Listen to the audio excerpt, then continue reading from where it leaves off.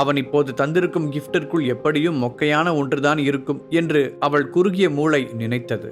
அதை வாங்கி கையில் மட்டும் வைத்துக் கொண்டாள். திலகா, கிஃப்ட் ஓபன் பண்ணு, அதுல என்ன இருக்குன்னு பார்க்கணும்ல என ஹேமா சொல்ல, இப்ப எதுக்கு ஹேமா, செலிப்ரேட் பண்ண நிறைய இருக்கு, அப்புறம் பார்த்துக்கலாம் என்று திலகா சொன்னாள். நோ நோ நோ, இப்பவே ஓபன் பண்ணு என்று ஹேமாவும் மற்ற தோழிகளும் கூற, திலகா கிஃப்டை வேறு வழி இல்லாமல் ஓபன் செய்ய அதில் இருந்ததை பார்த்து திலகா திகைத்து விட்டாள். ஹேமாவின் கண்கள் ஆச்சரியத்தில் விரிந்தன. சந்தனா ஹரிஷை அதிர்ச்சியாக பார்த்தாள். வாவ், டைமண்ட் நெக்லஸா என்று திலகாவின் தோழிகளில் ஒருத்தி வாயை பிளக்க, எஸ் என்று ஸ்டைலாக சொன்னவன், நெக்லஸ் எப்படி இருக்கு என்றார். அந்த பெண் எந்த பதிலும் சொல்லாமல் நெக்லஸையே பார்த்து கொண்டிருக்க, ஹரிஷ், எப்படி உன்னால இப்படி ஒரு கிஃப்டை வாங்க முடிஞ்சது? ஹேமா பொறாமையுடன் கேட்டாள். இது என்னோட ஃப்ரெண்ட் எனக்கு கொடுத்தது என்று நேர்மையாக சொன்னான் ஹரிஷ். இதை கேட்டவுடன் நெக்லஸை தூக்கி எறிய வேண்டும் என்று திலகாவுக்கு தோன்றியது.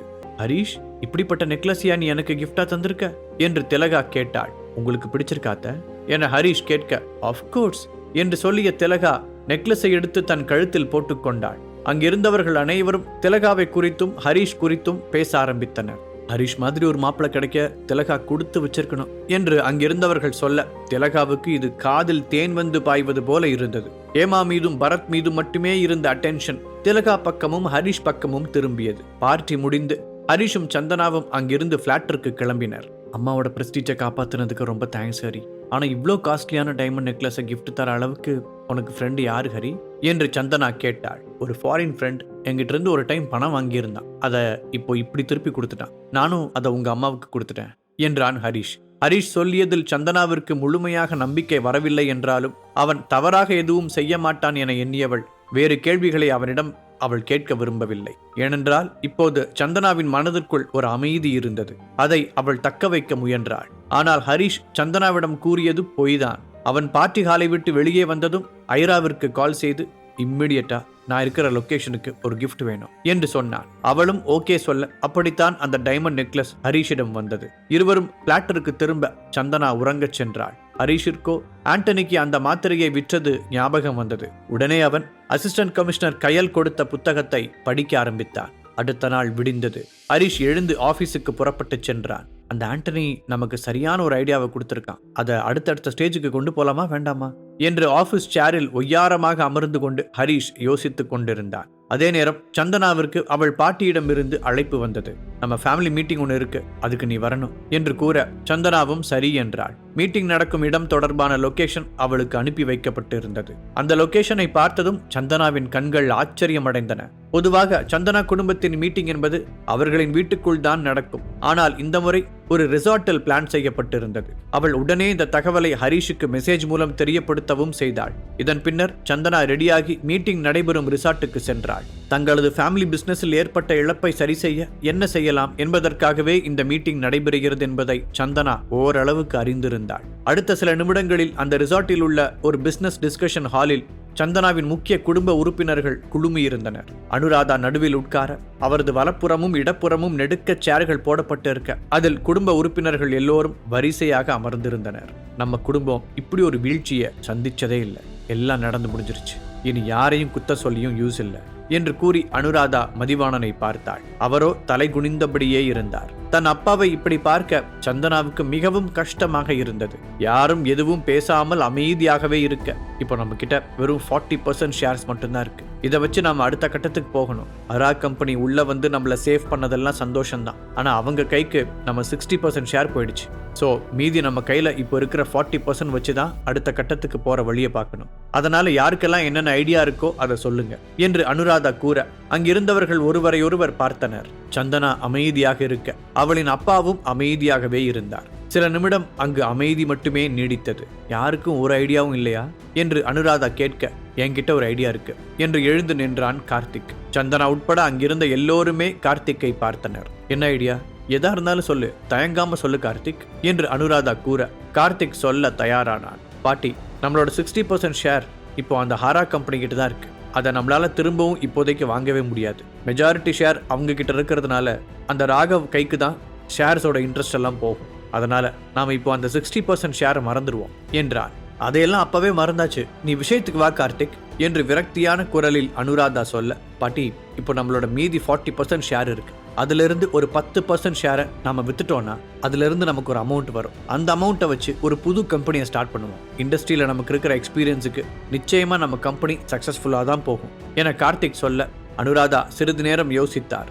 மற்றவர்களின் பார்வையோ அனுராதா என்ன சொல்ல போகிறார் என்பதிலேயே இருந்த நேரத்தில் ஐடியா நல்லா இருக்கு, எல்லாம் ஓகே கார்த்திக், ஆனால் இம்மிடியட்டாக நம்மக்கிட்ட இருந்து 10% ஷேரை வாங்குற அளவுக்கு இங்கே யார் இருக்கா?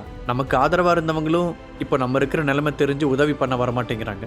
அப்படி இருக்கிறப்போ நீ சொல்கிற மாதிரி 10% ஷேரை வாங்குற அளவுக்கு நம்பிக்கையான ஆள் யார் வருவா என்று அனுராதா கேட்டார். பாட்டி, நீங்க அப்படி யோசிக்கிறீங்க. நாம் இப்போ ஹரா கம்பெனியோட ஜாயிண்ட் வெஞ்சரில் இருக்கோன்னு வெளி உலகத்துக்கு நல்லா தெரியும்.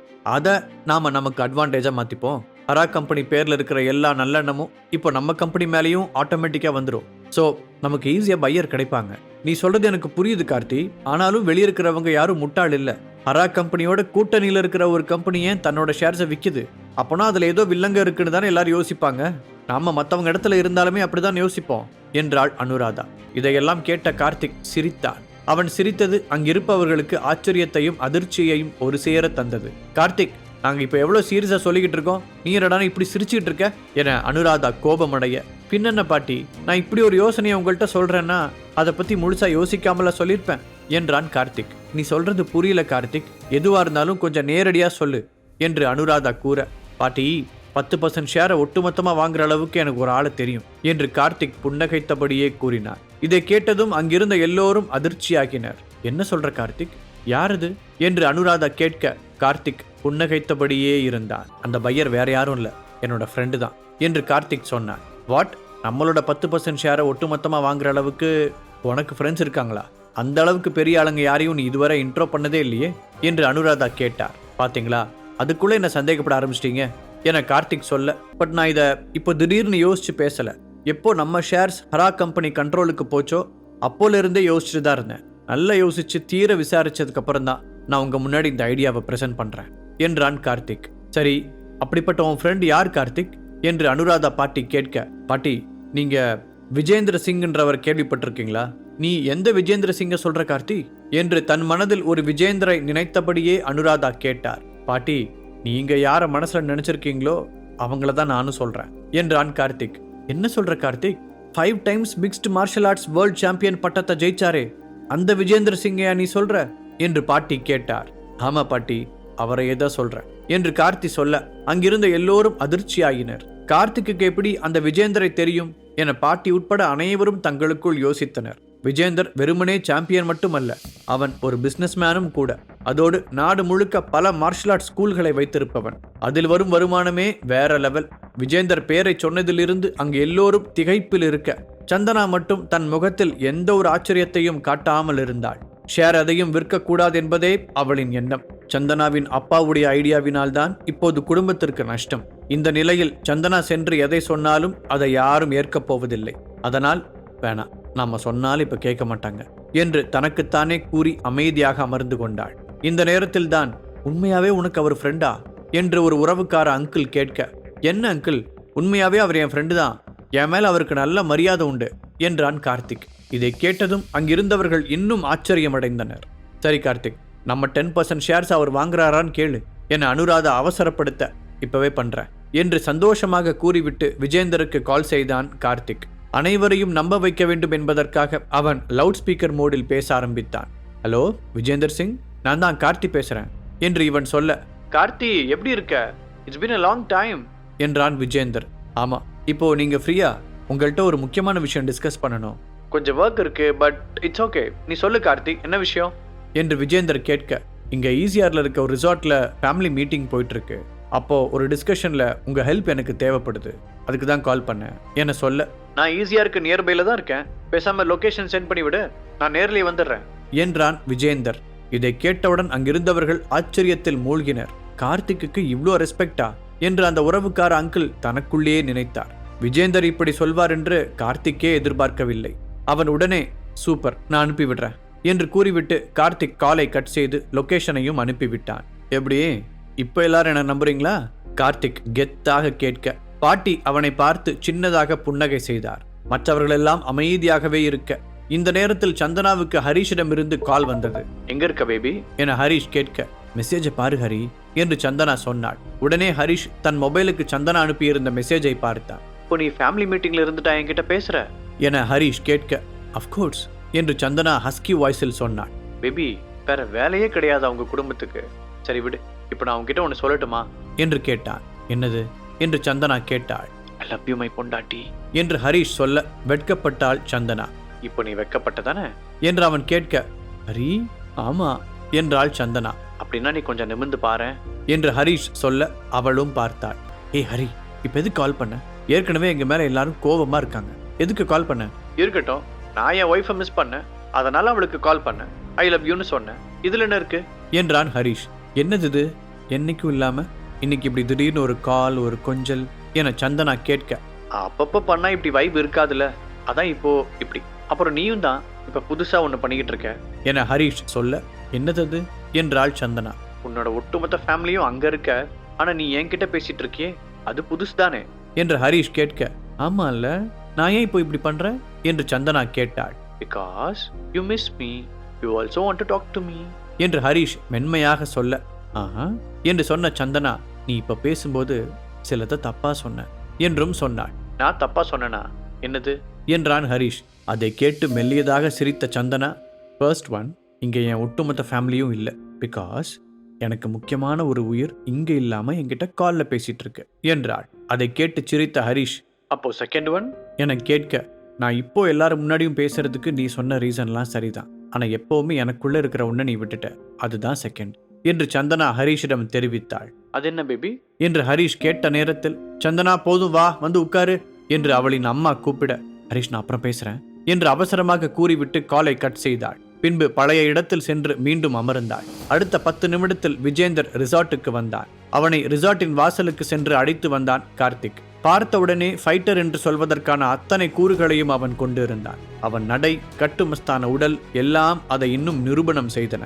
விஜேந்தரை நேராக மீட்டிங் நடந்த ஹாலுக்கு கார்த்தி அழைத்து செல்ல, அவன் வந்ததும் ஒரு செகண்ட் அங்கிருந்தவர்கள் எல்லோரும் எழுந்து நின்றனர். சந்தனாவோ ஏதோ ஒரு நினைவில் அப்படியே அமர்ந்திருந்தாள். அவள் இவன் வந்ததை கூட கவனிக்கவில்லை.